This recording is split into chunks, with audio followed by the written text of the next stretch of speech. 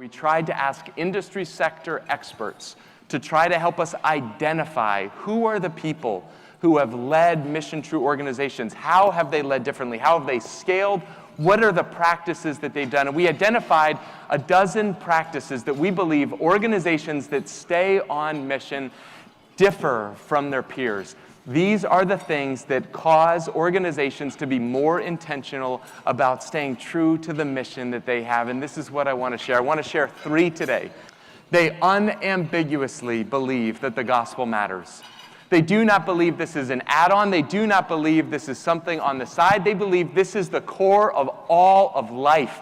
There is nothing more precious than the gospel. There is nothing that is worth sacrificing to give away this most precious gift. The organizational leaders that stayed on mission, they knew that the gospel mattered. So the second thing that they were clear about is they believe that drift happens.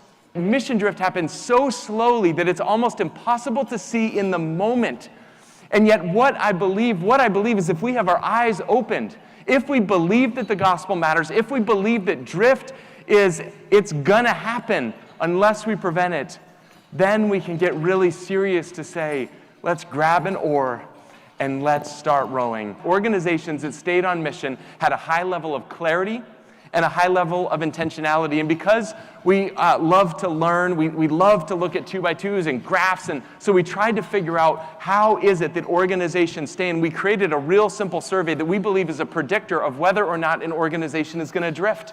And it looks at 2 different things, 2 different sets of questions. And the first is there clarity on their mission? Is there clarity on who they are? Do they understand as a team about the full mission? And then the second piece is there intentionality? Are they actively putting things into practice to make sure that they are not following the pattern of drift? And it's my hope, as you think about all of the content that you leave in, my hope is that when you think about mission drift as an organization, that you do things to prevent it.